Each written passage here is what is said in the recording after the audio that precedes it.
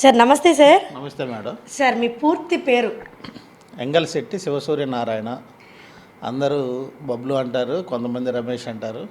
కొద్ది Nick names ఉన్నాయి, దాని మీద ఎక్కువ మీ మీద ప్రేమతో పెట్టుకున్న నిక్ నేమ్స్, ప్రేమ అభిమానంతో కూడిన నిక్ నేమ్స్. సార్ చెప్పండి, ఎక్కడ చూసినా కూడా మనకి మీ ఫాదర్ గారి పేరు, మీ పేరు చాలా డొనేటెడ్గా కనిపిస్తుంది. ఏంటి బార్ అసోసియేషన్కి మీకు ఉన్న సంబంధం ఏంటి సార్?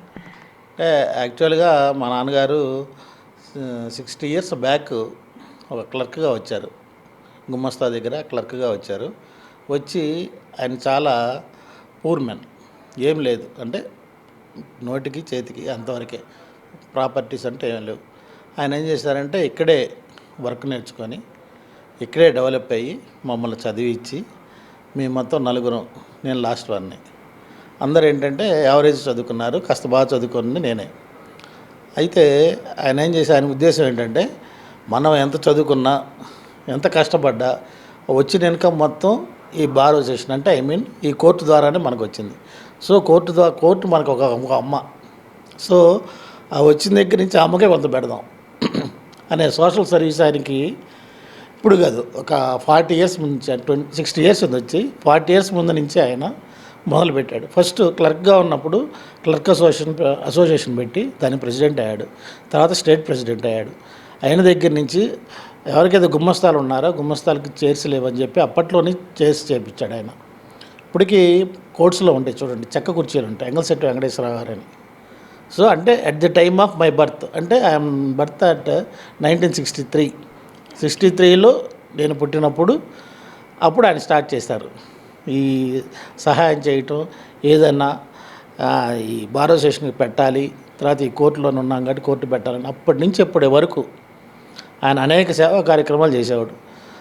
మేము ఆయన చూస్తూ పెరిగినప్పుడు మాకు కూడా ఏంటంటే, నాకు కూడా మొదటి నుంచి ఏంటంటే కొంచెం హెల్ప్ చేయటం, ఎవరికి హాని చేయటం కానీ ఒకటి గురించి నెగిటివ్ మాట్లాడటం కానీ అది మాకు లేదు మొదటి నుంచి కూడా. అంతసేపు పాజిటివ్ థింకింగ్లో వెళ్ళిపోయేవాళ్ళం. ఎవరిని గొడవ చేశాడు సరి చెప్తాం, లేదు ఇన్ కేసు కాదు మరీ చేశాడు, లీవ్ ఇట్, వెళ్ళిపోవడం, మన పని చేసుకోవడం. ఆ పాలసీలో పెరిగాము ఇప్పుడు. సార్ అదే పాలసీ మీరు ఈరోజు ప్రెసిడెంట్ కుర్చీలో కూర్చోవడానికి కారణం సార్. నిజంగా ఆ రోజు మేము ఎలక్షన్ మూమెంట్లో చూసాము, ఎక్కడ ప్రతి నోట మీ మాటే అన్నట్లుగా ప్రతి ఒక్కరూ మీ పేరునే ప్రమోట్ చేస్తున్నారు. మేము కెమెరా పట్టుకొని రావడం ఆలస్యం, మా సార్ని ఎక్కువ ప్రమోట్ చేయండి, సార్ని ఎక్కువ ప్రమోట్ చేయండి, వీఆర్ ఫర్ ఆల్. కానీ వచ్చిన ప్రతి ఒక్కరు మీ పేరే చెప్పడం జరిగింది. సార్ చెప్పండి, ప్రెసిడెంట్ అంటే ఏంటి సార్? అసలు గుంటూరు బార్ అసోసియేషన్ ప్రెసిడెంట్ అంటే ఏంటి అసలు? గుంటూరు బార్ అసోసియేషన్ అని ఏంటంటే చాలా ప్రెస్టీజియస్ బార్ అండి. ఇక్కడి నుంచి ఎంతోమంది రాజకీయ నాయకులు, ఎంతోమంది స్వాతంత్ర సమరయోధులు ఉన్న బార్ అసోసియేషన్ ఇది. దీనికి చాలా మంచి పేరు ఉంది. ఏపీలో ఎక్కడా లేని మంచి పేరు గుంటూరు బార్ అసోసియేషన్కి ఉంది. మోరోవరు గుంటూరు బార్లో ఏ జడ్జి కానీ ఏ ఆఫీసర్ కానీ చేసిన ఆయనకి ఇక్కడి నుంచి ప్రమోట్ అవ్వాలనే మంచి పేరు వస్తుంది వాళ్ళకి, గుంటూరు బార్లో చేశారు అనే. ఎందుకంటే ఇక్కడ ఎక్కడ నెగిటివ్ ఉండదు. ఎవరు ఒకరి మీద పిటిషన్లు పెట్టడం కానీ, ఒక జడ్జెస్ని అరవటం కానీ, ఒక కొట్టుకోవటం కానీ, తిట్టుకోవటం కానీ ఉండదు. ఇక్కడంతా చాలా సాఫ్ట్ నేచర్ మొదటి నుంచి కూడా. అందుకని అది అతిశయోక్తి అనుకోండి, ఇంకేదనుకోండి, లాస్ట్ 12 years నుంచి నన్ను అడుగుతున్నారు ప్రెసిడెంట్కి చెయ్యి అని. సెల్ఫ్ ఇంట్రెస్ట్ కాదు, ఇంకొకరు ప్రపోజ్ చేయడంతో మీరు అందరూ చాలామంది, most of the people including ladies ఎంతోమంది అడుగుతుంటే నేను నాకు అంత ఇంట్రెస్ట్ లేదు, నేను చేసే సోషల్ సర్వీస్ చేస్తున్నా. ఓకే, దానివల్ల ఏం చేశానంటే ఇక నేను కాదు అంటే ఇక బాగా అందరూ ప్రెషర్ మీద లాస్ట్ ఇయర్ నుంచున్నాను. లాస్ట్ ఇయర్ నుంచుంటే ఆల్మోస్ట్ ఆల్ 3 votes నేను ఓడిపోయాను. అది కూడా ఏంటంటే కొద్ది క్యాస్ట్ వైజ్ వచ్చింది, వాట్ ఎవర్ ఇట్ మేబీ, అది సహజం. అది కొన్ని ఓట్లు వచ్చినాయి కూడా, యాక్చువల్గా పడ్డాయి కూడా రాంగ్ అన్నారు, పనికిరావన్నారు. నేను కూడా దాన్ని పట్టించుకోలేదు. మళ్ళీ ఎవరో ఒకరు గెలవాలి కదా. ఇప్పుడు కాదు, ఆ రోజున కూడా అందరూ మా వాళ్ళు రీవాల్యుయేషన్ పెట్టమన్నారు, రీకౌంటింగ్ పెట్టమంటే నేను పెట్టనన్నా. ఎందుకు పెట్టినా అంటే పెడతాం, మనం గెలుస్తాం, కానీ ఎదురోడు బాధపడతాడు, ఇద్దరు కొట్టుకుంటారు. మీరు ఏమంటారు, స్టేట్ పాలిటిక్స్లో ఉండాల్సిన నిజంగా మీలాంటి వాళ్ళు అలాంటి పాలిటిక్స్లో ఉంటే నిజంగా రాష్ట్రమే మారిపోతుంది. అంటే రాష్ట్ర రాజకీయాలు అలా అని కాదండి. ఏంటంటే ఏదైనా మనిషికి పాజిటివ్నెస్ ఉంటే ఎప్పుడు ఏ రోగాలు ఉండవు. ఎప్పుడైతే నెగిటివ్ థాట్స్ ఉంటాయో వాడేంటి పైకి వెళ్తున్నాడు, వీడేంటి మనకను గొప్పకున్నాడు అనుకుంటున్నావా, మన పతనం మనమే శాసించుకుంటున్నట్టు అవుతుంది. ఆ పాలసీలో మేము వెళ్తాం. ఇప్పుడు ఆ పాలసీ వల్ల కూడా ఆ రోజున కూడా అంతమంది మా ఫ్రెండ్స్ అది కష్టపడ్డ వాళ్ళు అందరూ అన్నారు, కాదన్నా నువ్వు అన్నాను మేము చేస్తావని. వద్దు, లివ్ ఇట్, వాడినే గెలవని హ్యాపీ అని ఇచ్చేసాం. అది ఈరోజు నా ప్లస్ అయింది. ఓకే 201 మెజార్టీ వచ్చిందంటే నాకు లాస్ట్ 15 ఇయర్స్లో ఇంతవరకు అంత మెజార్టీ ఎవరికి రాలే ప్రెసిడెంట్కి. సో ఏంటంటే అందరూ అభిమానించేశారు. సో అభిమానిని నేను కాపాడుకుంటా.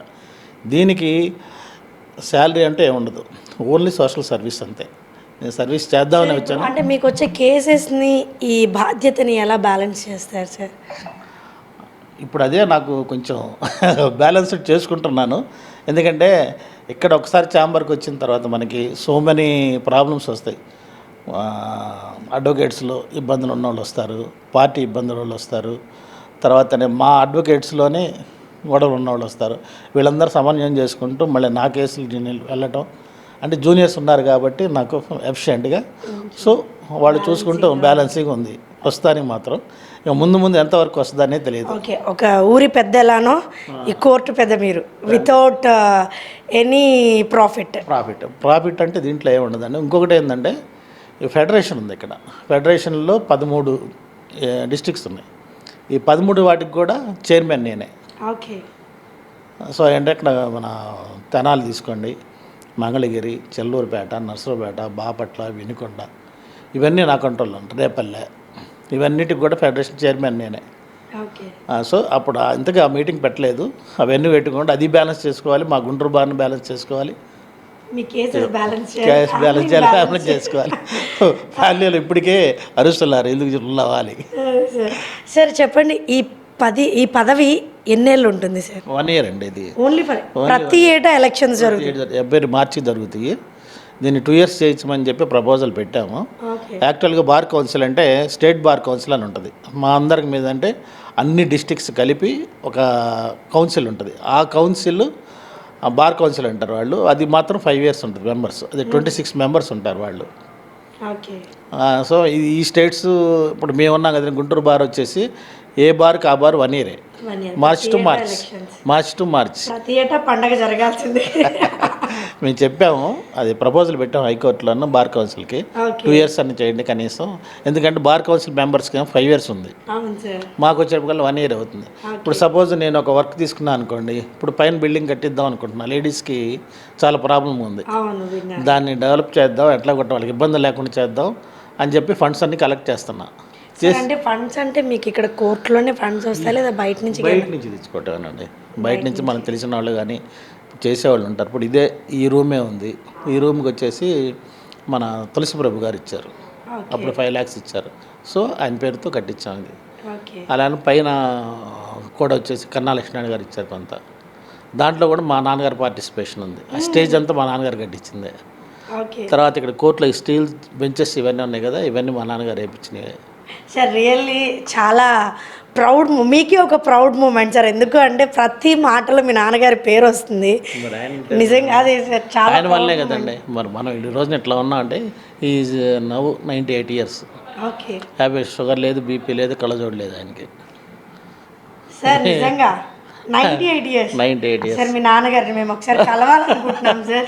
తప్పకుండా. తప్పుగా ఎందుకు అంటే ఇలాంటి వారు నిజంగా ఒక ఆదర్శవంత మూర్తులు అంటారు కదా. నిజంగా ఆయన చేసిన మంచి ఆయనకి ఇంత ఆయుష్ని ఇచ్చిందేమో, ఇంత ఆరోగ్యాన్ని ఇచ్చిందేమో సార్. అవును, ఆయన చేసిన పుణ్యమే మాకు. ఈ రోజు కూడా మేము ఎట్లా ఉన్నామంటే, ఇప్పుడు నాకు 2 పిల్లలు, 2 సాఫ్ట్వేర్స్, అందరికి పెళ్ళిళ్ళు అయినాయి, హ్యాపీగా సంపాదించుకుంటున్నారు, మా ఒకళ్ళ మీద ఆధారపడేమని లేదు అని ఇబ్బంది లేకుండా ఫ్రీగా ఉన్నాం.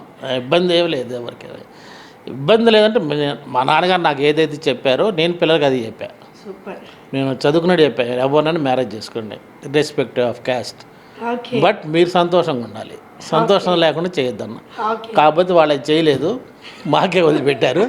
సరే మేము కూడా ఎవరికి కట్నాలు ఏం తీసుకోవాలి, ఆడపిల్లకి వాళ్ళు చదువుకున్నారు, హ్యాపీ పెళ్ళి మ్యారేజ్ చేసాం. మ్యారేజ్ కూడా మా ఖర్చుతోనే చేసాం. మా కోడళ్ళు కూడా మా కూతుళ్ళారు ఉన్నారు ఇప్పటికి. సూపర్ సార్, ఈ మాట వినడానికి చాలా ఎందుకంటే ఇప్పుడున్న సొసైటీలో చాలా మంది కట్నాలు కావాలి, కట్నాలు తీసుకురావాలని వేధింపులు, లేదా మా స్టేటస్కి మీ స్టేటస్కి డిఫరెన్సెస్, సో నువ్వు ఇలా వచ్చావు, ఇలా ఉండాలి, ఇలా చాలా వినిపిస్తున్నాయి. కానీ మీరు చెప్పడం, ఎందుకంటే నేను చెప్పడం కన్నా మా కోడళ్ళు చెప్తే మీకు బాగుంటుంది, మేమేంటి అనేది.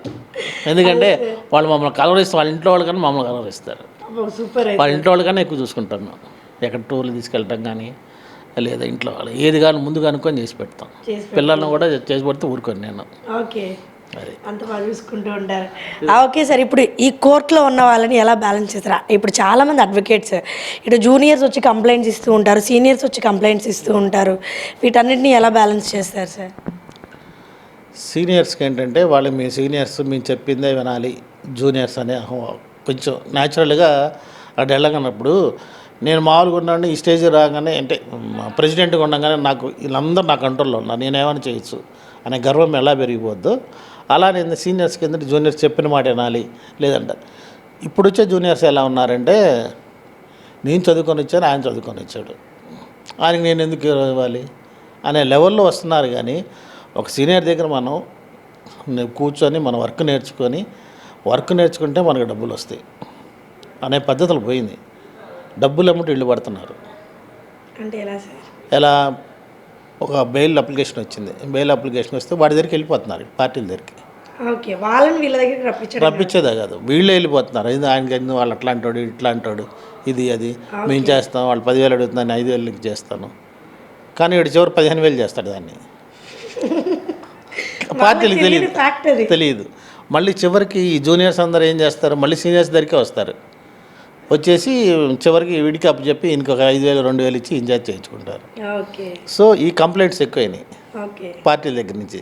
సార్ మా దగ్గర అంత తీసుకుని 2 days బ్యాక్ కూడా ఒక అంటే పేర్లు చెప్పను, ఒక అడ్వకేట్ గారు ఒక కమిషనర్గా ఇస్తే వెళ్ళి అతని దగ్గర నుంచి ఒక 50,000 తీసుకున్నాడంట. ఆయనకు రిపోర్ట్ ఇచ్చాడు. ఇంకా అదర్ సైడ్కి వెళ్ళాడు, వాళ్ళ దగ్గర మరి ఎంత తీసుకున్నాడో తెలియదు. వాళ్ళు తీసుకున్నారని చెప్పారు కానీ ఎంత అని చెప్పలేదు. వాళ్ళకు రిపోర్ట్ ఇచ్చాడు. మొత్తానికి కంప్లైంట్ నా దగ్గరికి వస్తే నేను గట్టిగా ఇస్తే ఈయన ఒక రిపోర్ట్ పడేశాడు కోర్టులో. సో వాళ్ళిద్దరు వచ్చి కంప్లైంట్ ఏం చేయాలి అతన్ని, అంతే కదా. సరే అందరిని కూర్చోబెట్టి మాట్లాడించి వాళ్ళ చేత సెటిల్ చేసి పంపించారు. పొద్దున అట్లా ముసలాళ్ళు వచ్చారు, 2 ముసలాళ్ళు వచ్చారు పాపం. వాళ్ళు ఏజినప్పుడు 70-75 ఇద్దరు, మా భార్యాభర్తలు ఇద్దరు ఇస్తే వాళ్ళది కూడా చిన్న ప్రాబ్లం, అడ్వకేట్ డబ్బులు తీసుకున్నాడు ఇవ్వలేదని కూర్చోబెట్టని మాట్లాడని వాళ్ళే సెటిల్ అయింది. అది కూడా మన చేత వింటే మనం ఏదైనా చెప్తాం. మనం వినే పద్ధతి కూడా తెలుసు నాకు, ఎట్లా అయితే వింటారు, ఎవరిని ఎలా మాట్లాడితే వింటారు. నేనంటే కొద్దిగా గౌరవం ఉంది కాబట్టి కాస్త నా మాట వింటారని నమ్మకం. ఇప్పుడు వెళ్ళడానికి మనం ఏం చెప్పలేం కదా. కాబట్టి నాకు 90% జూనియర్స్ కానీ సీనియర్స్ కానీ నాకు కోఆపరేట్ చేస్తారు. ఆ నమ్మకంతో నేను అసలు నుంచుంది కూడా ముందు కూడా ఏ ఇబ్బందులు రావు అనుకుంటున్నాను. నిజంగా ఒక ఫ్రెండ్లీ నేచర్తో మీ బార్ అసోసియేషన్ నడవాలని, మీరే ఇంకొక 10-15 ఏళ్ళు ప్రెసిడెంట్గా నడవాలని మనస్ఫూర్తిగా TV22 కోరుకుంటూ thank you so much sir. ఇంకొక మాట చెప్పాలి, చెప్పండి. ఏంటంటే మా బార్ అసోసియేషన్ కంటే మా అసోసియేషన్కి చాలా ప్రాబ్లమ్స్ ఉన్నాయి. అంటే లేడీస్కి సరైన బిల్డింగ్ లేకపోవడం, వాళ్ళ సరైన సౌకర్యాలు లేకపోవడం, జూనియర్స్కి సరైన ఇన్కమ్ లేకపోవడం. తర్వాత మోస్ట్ ఇంపార్టెంట్ ఏంటంటే మాకు ఈ స్కూటర్ స్టాండ్ ఉంది, దీనివల్ల చాలా ఇబ్బంది అవుతుంది. ఎక్కడ పడితే అక్కడ పార్కింగ్ చేస్తాం. అదొకటి ఆల్రెడీ మేము చీఫ్ జడ్జితో హైకోర్టు జడ్జితో కూడా మాట్లాడేశాను, అయిపోగానే మాట్లాడాను. వాళ్ళు ఒకసారి వచ్చి చూస్తా అన్నారు, చూసి దాన్ని ఏదో ఫైనల్ చేస్తా అన్నారు. రెండోది ఏంటంటే మాకు ఈ సంవత్సరం నాకు కొత్తగా తీసుకున్న డెసిషన్ నేను ఇది ఇంకా ఎవరికి చెప్పలేదు. This is the first time మీకే చెప్తున్నాను, మీ ద్వారా చెప్తున్నాను. ఇళ్ల స్థలాలు, అడ్వకేట్స్కి ఇళ్ల స్థలాల గురించి దాన్ని ప్లాన్ చేస్తున్నా. అయితే 90% అవ్వాలి అది. ఎందుకంటే దీని గురించి ఆల్రెడీ నేను ఎమ్మెల్యేస్ అందరితో మాట్లాడా ఆల్రెడీ. వాళ్ళు అన్నారు స్థలాలు ఒకసారి చూసుకోండి, మీరు చూసుకొని చెప్తే దాన్ని మేము పెడతా ఉన్నారు. ఆల్రెడీ హైకోర్టు అక్కడ ప్రెసిడెంట్ గారితో మాట్లాడాను, అక్కడ అడ్వకేట్ జనరల్ గారితో మాట్లాడాను, చాలా మందితో మాట్లాడించారు ప్రపోజల్. ఇది కనుక సక్సెస్ అయితే అందరు హ్యాపీగా ఉంటారు పర్మనెంట్గా. చాలా సంతోషకరమైన వార్త. నిజంగా మీ వాళ్ళు వింటే ఇది ఇంకా హ్యాపీగా వాళ్ళ ఫేసెస్లో ఒక బ్లష్ వస్తుందేమో మేబీ. నిజంగా మీరు ఇలానే సోషల్ సర్వీస్ చేయాలని మనస్ఫూర్తిగా కోరుకుంటూ జూనియర్స్కి సీనియర్స్కి సపోర్టివ్గా ఉండాలని కోరుకుంటూ thank you so much sir. మీ అమూల్యమైన సమయాన్ని మాకు ఇచ్చినందుకు thank you so much. Thank you madam.